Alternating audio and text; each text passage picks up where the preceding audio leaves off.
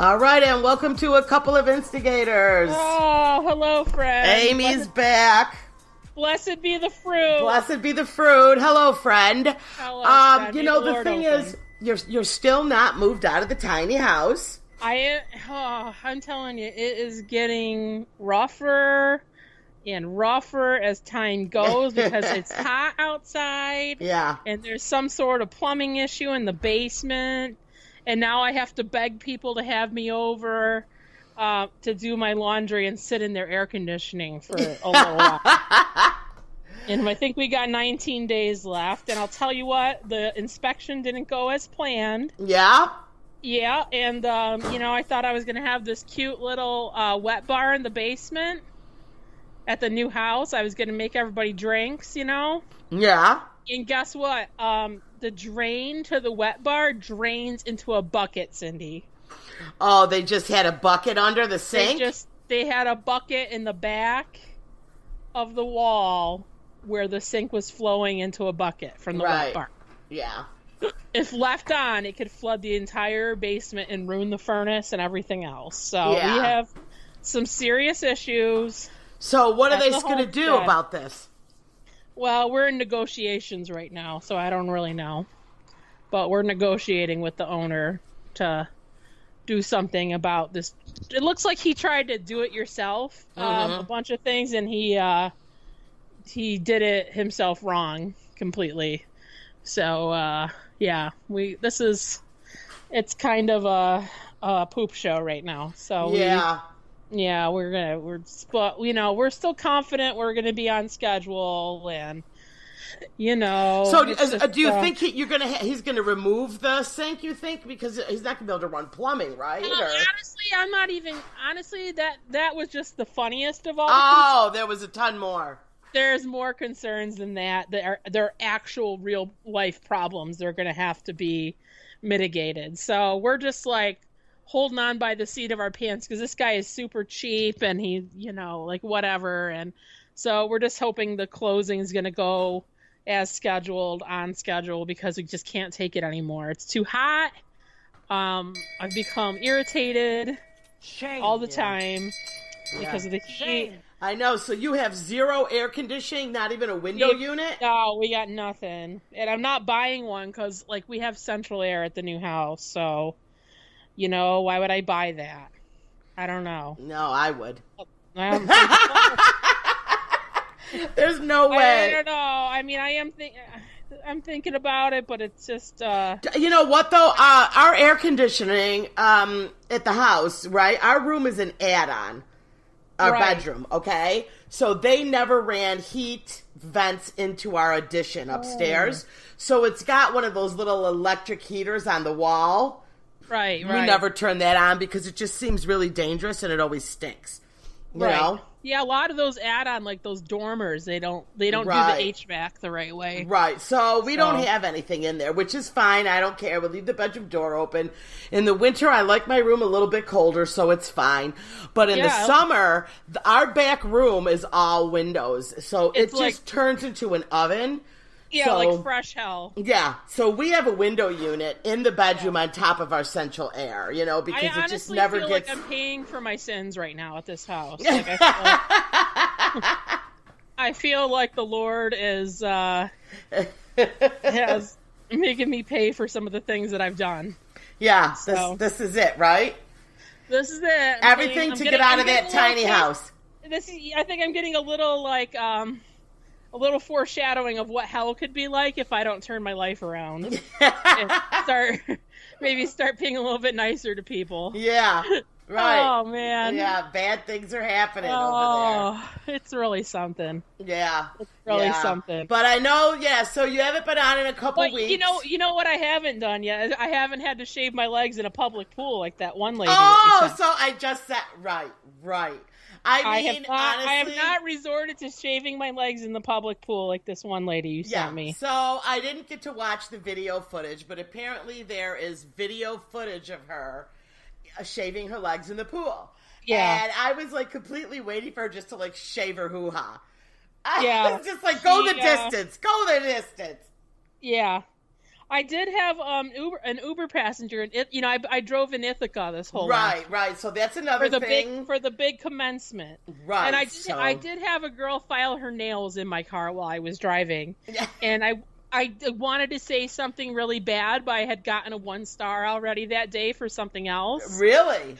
Yeah, because these little girls, I didn't help them move. I didn't help them put their stuff in my car. Yeah, I love that. You know how the kids move out, and they think you're a moving company. Yeah. Yeah, I'm happy to drive them where they have to go, and I gave them a little extra time, but I didn't help them load their boxes. Well, they should be thankful that you're even letting them load all your crap into your car. Well, anyway, I got 1 starred for that, so I didn't want to risk it and get 2 1 stars in a day because that would devastate me. So yeah, I let her file her nails in the car. That whole scratching board sound, you know how the girls do it. Right. Right. Like that. I should have got the sound effect for that. But let me shame her. Yeah, absolutely. Let me shame her. Also, not to mention like all the little dust is like flying all over while she's filing her Italians down. Thank God it wasn't her toes. And I'm all afraid I'm going to inhale the fungal nail dust that could be there. You know, I did have a girl on a bus one time clip her toenails while I was sitting next to her. I had to take a Greyhound. Yeah, she was clipping toenails sitting there. Have you ever looked on that site, Passenger Shaming? Have you ever followed them on Instagram? No. So it's just people sending pictures of, passengers doing like really ridiculous, horrific things. And remember with the one time we talked about the lady that was drying her underwear in the overhead fan? Oh, yeah. That came from Passenger Shaming. Okay, yeah. So I'm sure there's a ton of people that take pictures of other people with their feet all over the seats. All over the seats. And yeah. So that totally reminds me of the Passenger Shaming. No, but I've got some pretty good prizes out of my Uber lately, though. Left behind objects. I got a bottle of Jack Daniels unopened. Somebody left. That's good. They never called it in. I got a brand new full thing of laundry detergent that I'm currently using right now. Yeah. And I also got a London Fog umbrella. Oh.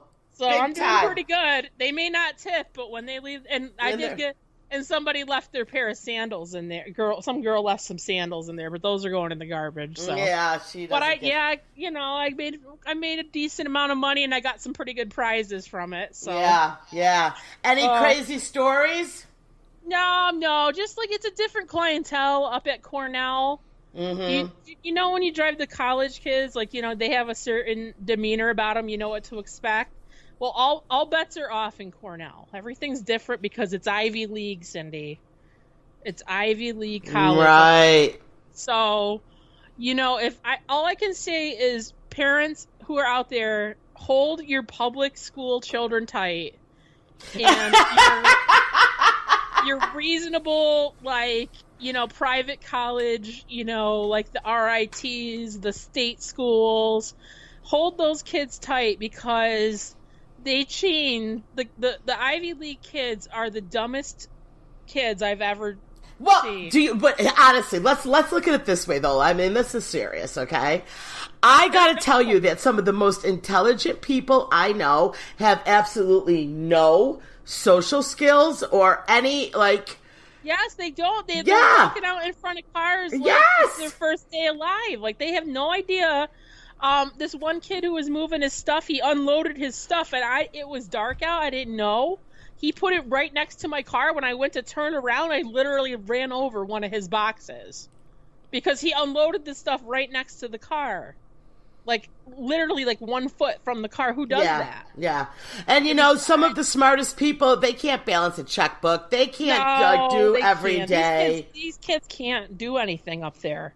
They're honestly, they need each kid up there, unless they're reading a book or taking a test, each one of those 1,000, whatever, I think they have 20,000 students or something like that. Yeah. They each need a one-on-one aid when they're not doing their homework. When they're just walking around town, they need a home health aide. A home health aide. They need someone to help them around. It's so scary. that this is what is happening. And you and I both know it's not all the millennials that are like this. You know, we drive them around. Yeah. You've got 2 of your own, your very own, and they like. Well, my kids kind of do need a home health aide, and they're not Ivy League, so they're like a double whammy. Yeah. Your kids like, are all right, here's a prime example. My daughter calls me today. She's flipping out because A, she has to cut the lawn. And I refuse to cut the grass over there. Like, that's where I draw the line. Are you kidding? You're a youngster. That's why you have children, to cut the lawn for you. You cut your own grass, okay? Is there any other point in bearing children? Well, my kids have never cut the grass here. But they try. No, this is at their house. Right. So now she's trying to cut the grass. That's the only conceivable way I would ever have a child, is so I can save on lawn care in the future. Right. Well, that never worked for me because my kids never did cut the grass here. But she has to cut the grass at her own place. So now she calls me and says, I'm out of gas. I don't know what to do. I said, take the gas can. We have a gas station, Amy, right down the street where they pump it for you. I said, hand the guy the gas can. Oh, it could not be easier. $2. I'm broke. Amy, I know the kid's got $2. She doesn't have $2. Her bank account's attached to mine. She's got more money than me, okay? All right? I'm not blind. I don't have that. She's doing everything to get me to come over. Which one is this? Alexa? Yeah, yeah. Now she says, I can't cut the grass on the side of the house. It's up to my knees. I said, well, shame on you for letting it get that high. Shame. Get a machete. Let me ring the bell. Shame on her, right? Yeah, go old school. Get out there with some scissors, girl. Yeah, get some scissors. I don't care. Get on your hands and knees and pull it. Now I say that. She's still got to go deeper. There's baby bunnies in the grass, and I don't want to kill them. Oh, yeah. Okay. So every excuse is coming out. Now they're all coming. There was no gas. The grass is too long. Now there's bunnies. Baby bunnies. Now she's on her hands and knees on the phone with me, and she's going, shoo, little bunny, shoo, go away, little bunny. Go. I mean, Amy, she couldn't have been being more dramatic on the phone to me. What is she going for, an Oscar or what? I don't, drama clearly should have been what she went to school for. She's going, Academy Award winning. Do you want to get run over, little bunny? Oh my gosh. Is this? Little babies, where's your mommy? Everything. I'm like, Alexa, start the mower. They'll run. If you clip one, you clip one. You know what? That's just the way it goes. So I just had a conversation. So my parents encountered the same situation. What was that? Okay, listen. Whenever I say my daughter's name, you know who goes off. So she just started to play some big rap song when I told you the story. This is my life, okay? I have to rename her. You have to rename your daughter, not I know. I think I should. I think I should just rename my daughter. Yeah, just rename her. So every time so go ahead. So I know what to do about the bunnies, because I just had a conversation. My parents' neighbor has the same issue. There are baby bunnies in the lawn. Baby bunnies in the grass. And the lawn service came over and they found the baby bunny. So what you can do is while she's mowing the lawn, she can put the bunnies in a box. Okay? She can mow that area, make sure she gets them all. And when she's done, you have to put them back in the same hole, and it's okay.